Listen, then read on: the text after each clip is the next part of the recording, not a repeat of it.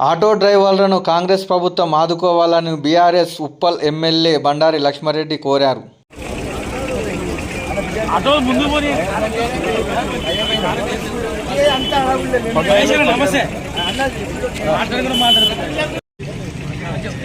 డ్రైవర్ల ఐక్యత, ఆటో డ్రైవర్ల ఐక్యత, వర్ధిల్లాలి వర్ధిల్లాలి ఆటో డ్రైవర్ల ఐక్యత.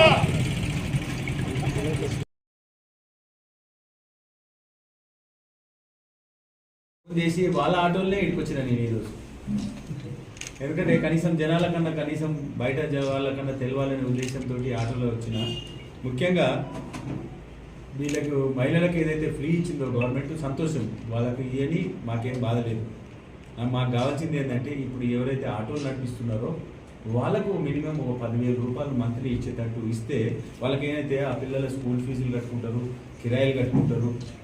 అట్లే పోతే వాళ్ళకి అన్ని కూడా తిండి కూడా ఏం లేకుండా అయిపోయింది. అందరు కూడా లేడీస్ అంతా బస్సులు ఎక్కిపోతున్నారు. గవర్నమెంట్ తీసుకున్న స్టెప్ ఓకే, మాకేం బాధలేదు.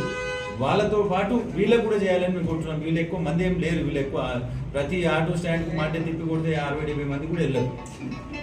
కాబట్టి మెయిన్ గవర్నమెంట్ మా రిక్వెస్ట్ ఏంటంటే, గవర్నమెంట్ మేము చేసేది ఏంటంటే వీళ్ళకు 10,000 మినిమం ఇవ్వాలనే ఉద్దేశంతో మేము ఈరోజు చెప్తున్నాం. అట్లే వీళ్ళకు డబుల్ బెడ్రూమ్ ఏదన్నా లేకపోతే మరీ అంటే రోడ్ మీద వచ్చేసి ఉన్నారు ఆల్రెడీ. ఇప్పుడు లాస్ట్ 10 రోజులు అంటే ఈ రోజు ఇంత క్రైసిస్ చూస్తున్నారంటే ఇంకా ఒక 15 రోజులు అయితే ఇంకా ప్రాబ్లమ్ చూస్తారు వీళ్ళు. ఆటోలోడు వాడు ఈఎంఐ కడతలేడని వాడు బండి గుంజుకుపోతాడు, వీళ్ళందరూ రోడ్డు మీదకి వస్తారు. కాబట్టి తొందరలో గవర్నమెంట్ మేము మా రిక్వెస్ట్ ఏంటంటే, తొందరలో సీఎం గారిని మా రిక్వెస్ట్ ఏంటంటే తొందరలో వీళ్ళది పరిష్కారం చేయాలని చెప్పి కోరుకుంటున్నాం. ముఖ్యంగా మినిమం 10,000 ఇస్తే కనీసం వాళ్ళు బతకగలుగుతారు. వాళ్ళ ఫీజులో లేకపోతే ఈఎంఐ, ఆటో ఈఎంఐ, ఇంకా ఇతర ఖర్చులు ఏదైనా ఉంటే కూడా చూస్తారు. ఎందుకంటే ఈ రోజు ఉన్న పరిస్థితిలో మాత్రం చాలా బ్యాడ్ సిచ్యువేషన్ ఉంది. ఈ ఒక్కదేరనే కాదు, ఇది ఓవరాల్ స్టేట్ మొత్తంలో ఉంది. కానీ మా కాన్స్టిట్యున్సీలో మాత్రం ఎక్కువ ఈ ఆటోలు ఎక్కువ ఆటోలు యూనియన్ వాళ్ళు చాలా మంది ఉన్నారు. ఆటోలు నడిపించుకొని బతికే వాళ్ళు కనీసం వీడ ఒక 1000 మంది పైన ఉన్నారు మా దగ్గర.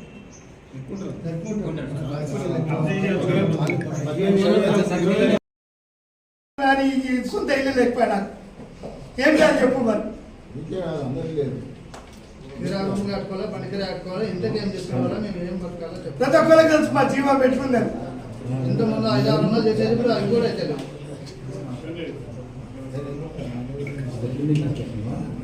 చెప్పండి సార్, మీరే చెప్పండి. ఇక మా పరిస్థితి ఇట్లుంది.